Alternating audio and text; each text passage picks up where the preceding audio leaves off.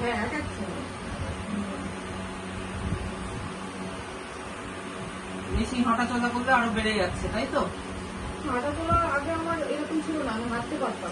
ইদানিং আমি হ্যাঁ ইদানিং বেশি হাঁটা চলা করলে বাড়ছে না, মানে ওই ব্যথাটা অনুভব করতে পারছি। আগে যখন আমার হাঁটলে লাগতো না, এখন হাঁটলেও ব্যথাটা লাগছে। প্রেশার দিলেও ব্যথাটা লাগছে। হ্যাঁ হ্যাঁ